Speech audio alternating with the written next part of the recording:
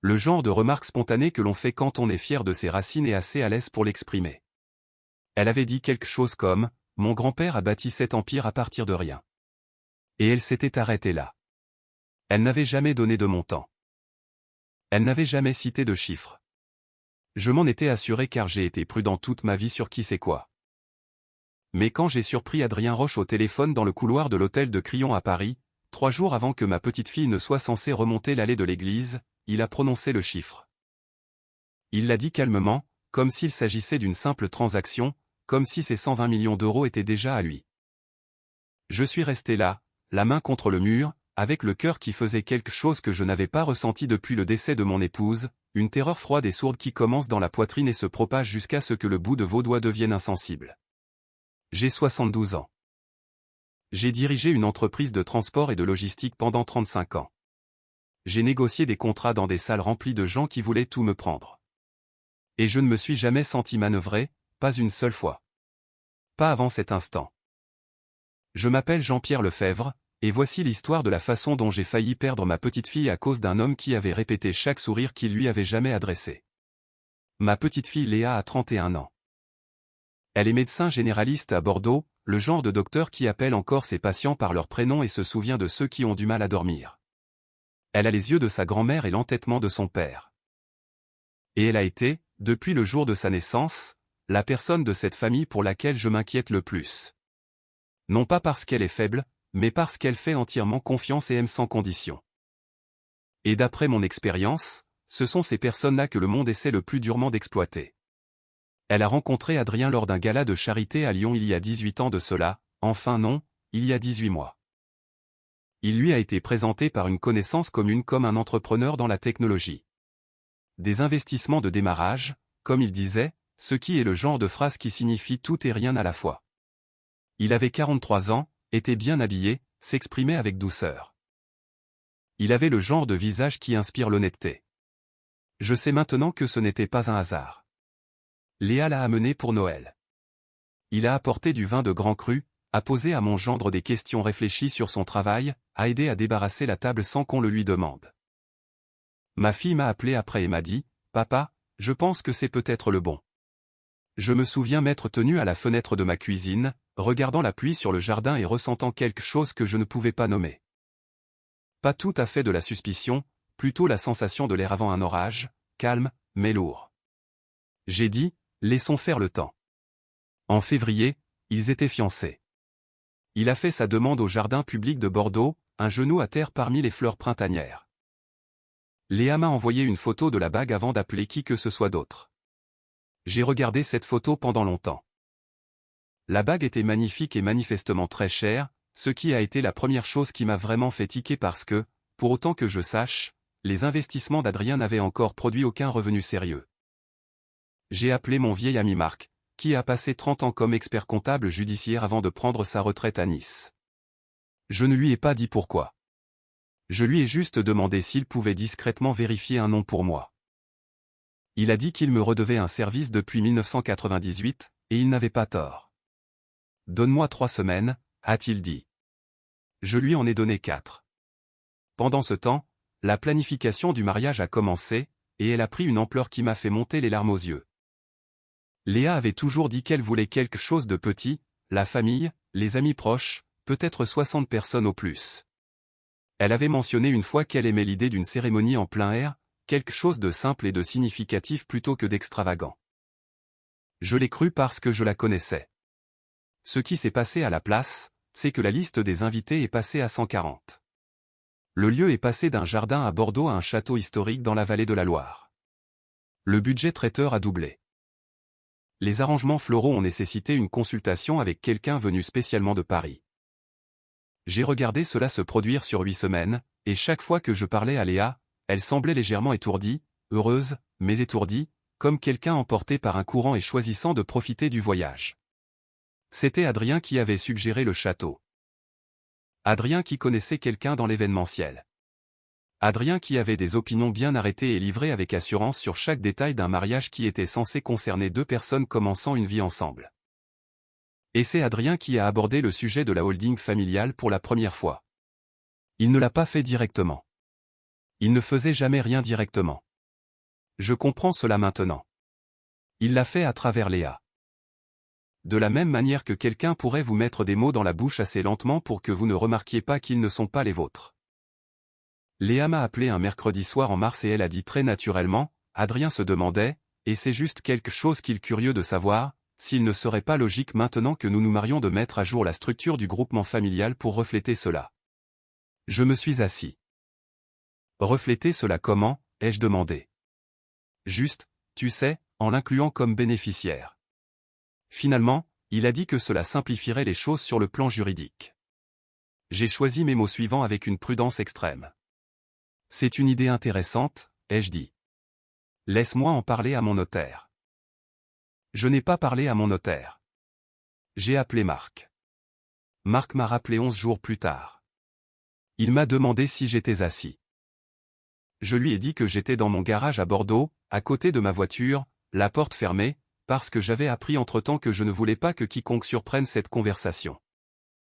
Il m'a dit qu'Adrien Roche, dont le nom légal était Adrien Thomas Roche, n'avait aucune entreprise enregistrée en France ou au Luxembourg. Les sociétés auxquelles il faisait référence n'avaient aucun registre public, aucun document de constitution, aucune déclaration fiscale au-delà d'un revenu personnel incohérent avec son train de vie.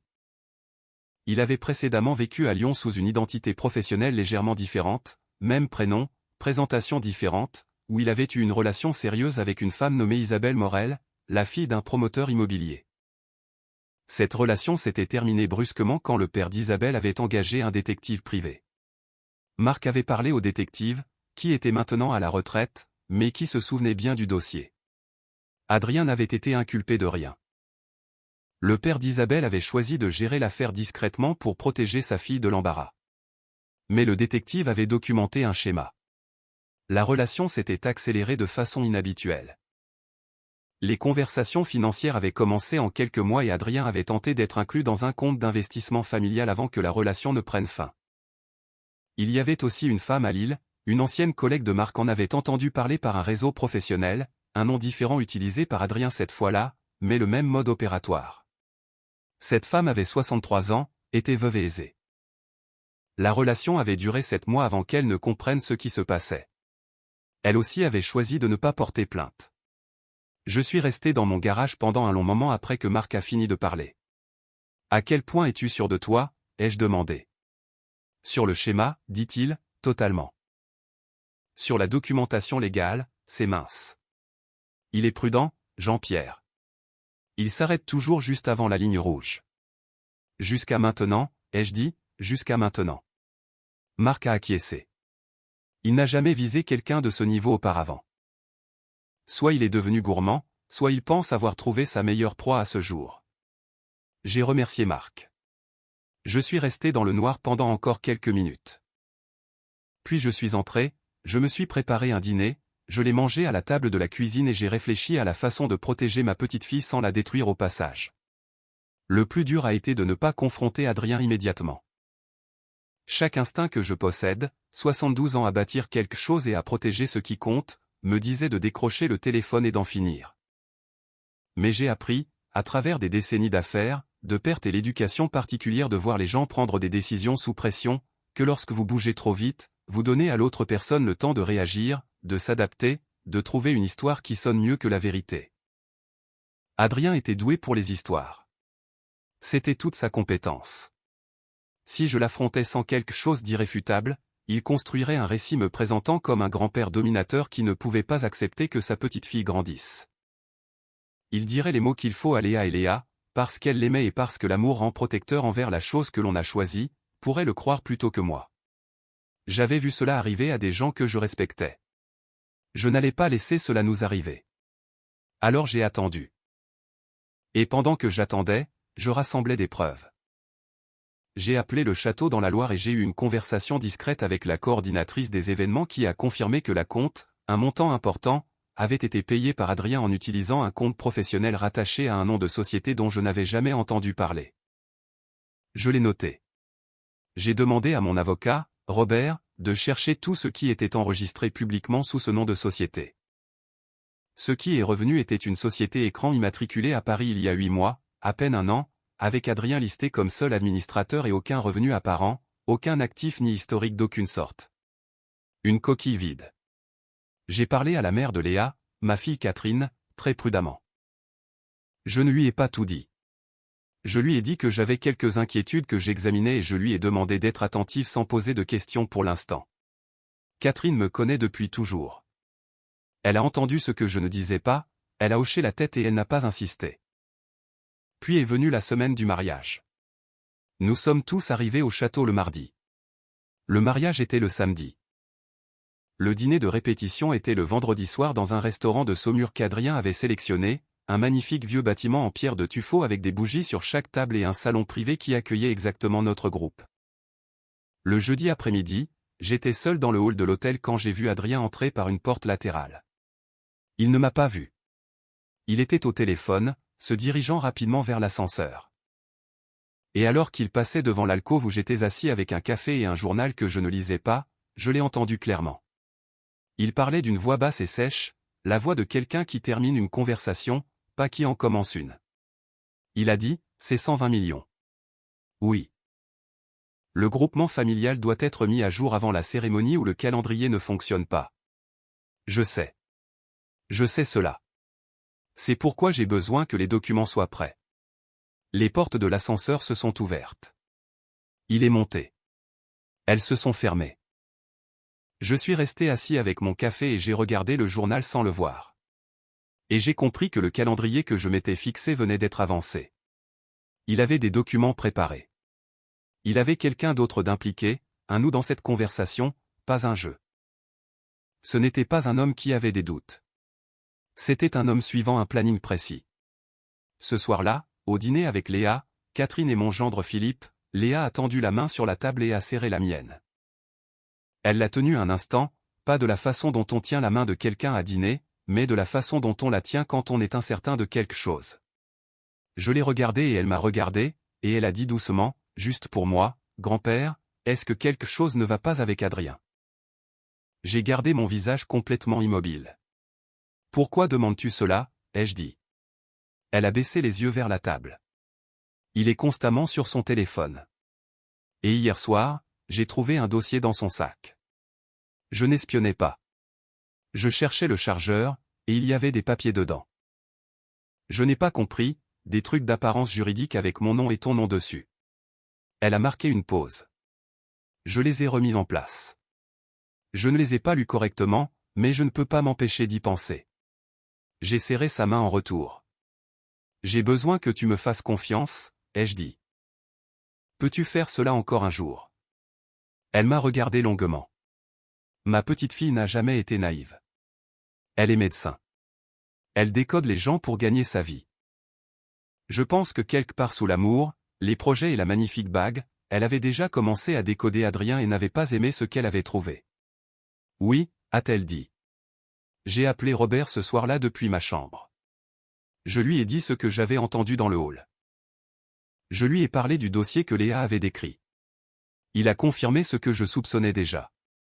Toute modification de la holding familiale nécessitait mes instructions directes et ma signature.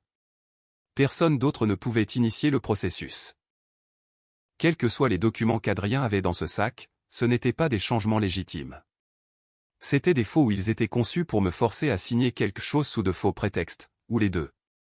Peux-tu documenter cela, ai-je demandé.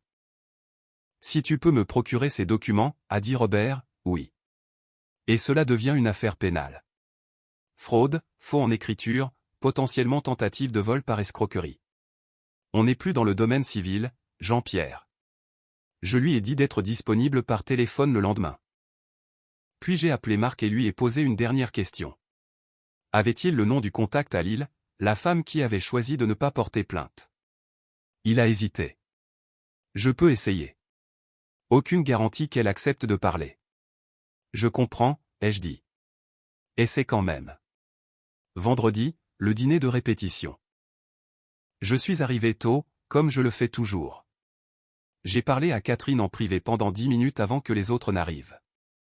Elle savait maintenant, je lui avais dit le matin même, de manière concise et sans drame.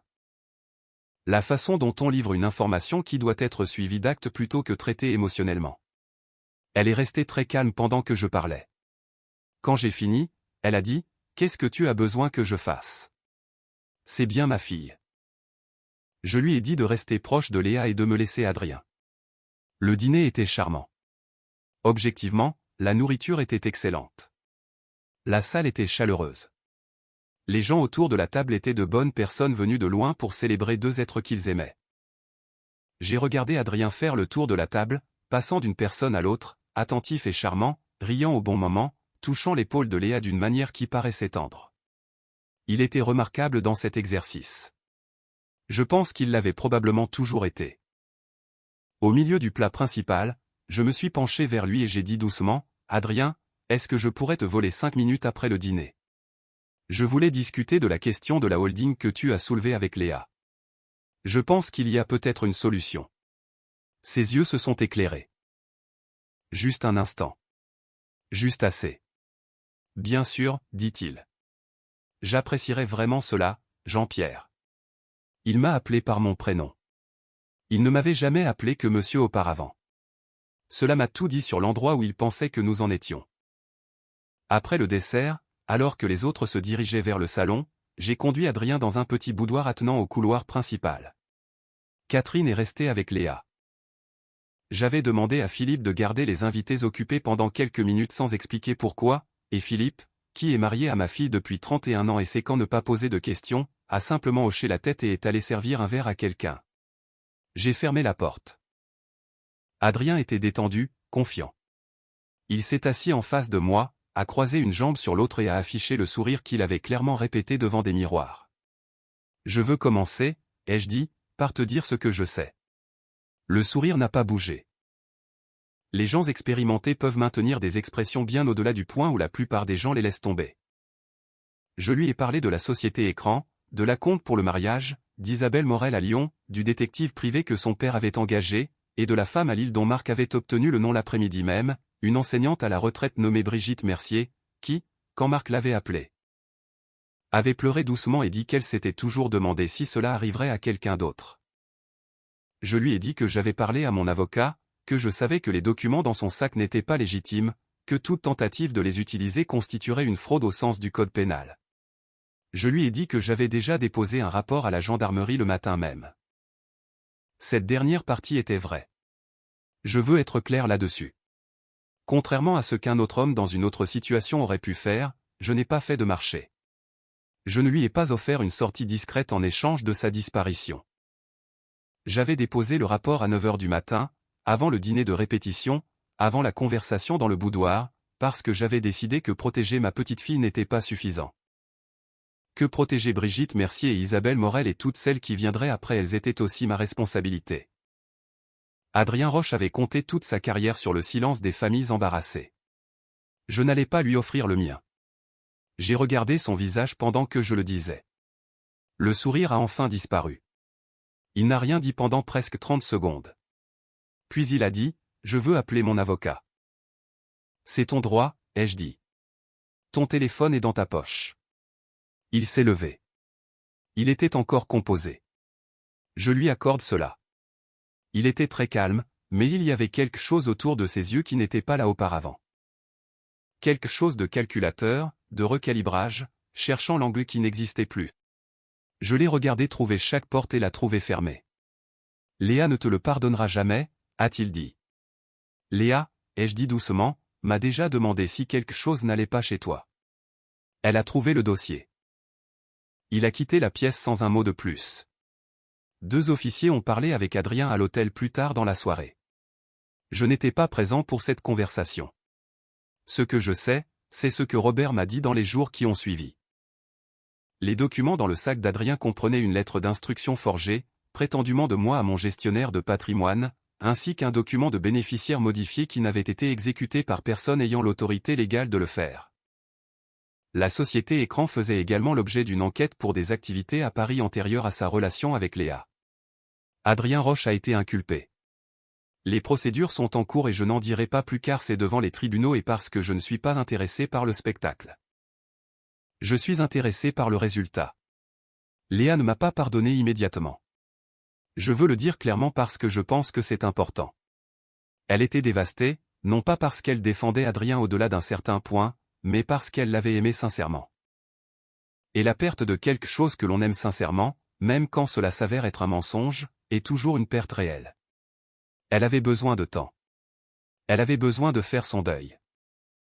Et elle avait besoin, je pense, de sentir qu'elle n'était pas stupide de l'avoir aimé parce qu'elle ne l'était pas. Il était très doué dans ce qu'il faisait.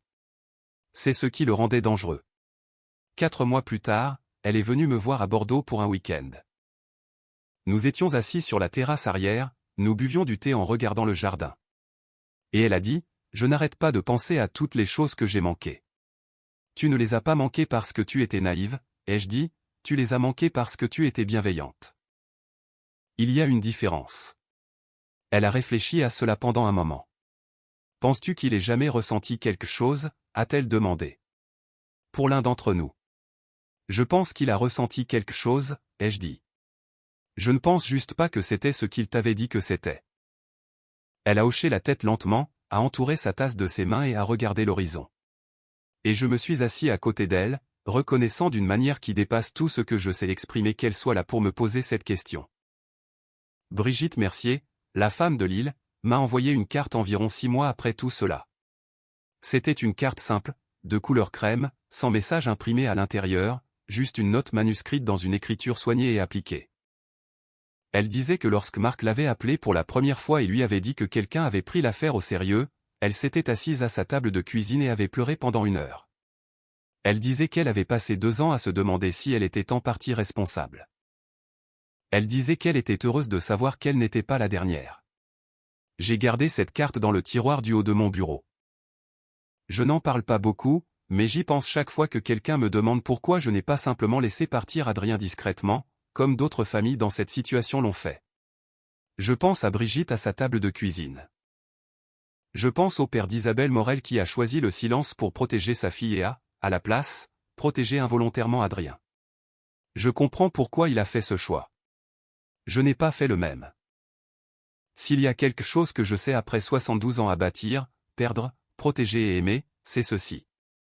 Le silence est rarement aussi protecteur qu'il en a l'air sur le moment. Le silence protège ce que vous pouvez voir, la réputation de votre famille, la dignité de votre petite fille, votre propre sentiment de contrôle, et il abandonne ce que vous ne pouvez pas voir. La personne suivante, celle qui vient après, l'enseignante à la retraite qui répond au téléphone 2 ans plus tard et commence à pleurer parce qu'elle n'a jamais su si cela se reproduirait. Cela se reproduira toujours jusqu'à ce que cela ne le puisse plus. Léa va bien. Elle est de retour à Bordeaux, de retour avec ses patients, redevenue la personne qu'elle était avant tout cela, sauf que nous ne sommes jamais tout à fait les mêmes après les choses qui nous secouent. Elle est plus prudente maintenant, et je ne dis pas cela de manière triste. Être prudent n'est pas la même chose qu'être fermé. Elle fait toujours confiance. Elle aime toujours sans condition. Elle le fait simplement maintenant avec une partie d'elle-même qui observe silencieusement, sans suspicion, mais elle observe. Et je pense que c'est sain. Je pense que c'est ce que l'expérience est censée nous apporter. Elle a un ami avec qui elle passe du temps, un homme nommé Julien, qui enseigne l'histoire-géographie au lycée et entraîne une équipe de rugby junior le week-end. Il est, selon toutes les apparences, tout à fait ordinaire, et je ne peux pas vous dire à quel point l'ordinaire me soulage. Il est venu dîner le mois dernier. Il a apporté une plante, un petit pot de basilic, parce que Léa avait mentionné qu'elle aimait cuisiner. Il a aidé pour la vaisselle. Il m'a posé des questions sur le secteur de la logistique et semblait sincèrement intéressé par la réponse. Je lui ai versé une 2e tasse de café et j'ai pensé, voilà à quoi c'est censé ressembler. Avant de partir, il m'a serré la main, une bonne poignée de main, m'a regardé dans les yeux, a dit que c'était un plaisir de me rencontrer. Pour moi aussi, ai-je dit, et je le pensais vraiment. Cette histoire nous rappelle que l'instinct protecteur d'un grand-père est souvent la boussole la plus fiable d'une famille. Dans un monde où les apparences sont parfois soigneusement mises en scène, comme dans le cas d'Adrien, la vigilance devient un acte d'amour. Jean-Pierre n'a pas seulement sauvé l'héritage financier de sa famille, il a surtout protégé l'intégrité émotionnelle de sa petite fille et empêché d'autres victimes de tomber dans le même piège. Le choix difficile de rompre le silence, malgré l'embarras potentiel, montre que la véritable noblesse consiste à regarder au-delà de son propre jardin pour protéger les autres. C'est une leçon puissante sur la différence entre la naïveté et la bonté, et sur l'importance de rester attentif aux signes que notre intuition nous envoie. L'ordinaire, comme celui représenté par Julien à la fin, est souvent le signe le plus sûr d'une sincérité retrouvée. Avez-vous déjà eu un pressentiment sur quelqu'un qui s'est avéré exact, même si tout le monde autour de vous semblait convaincu du contraire?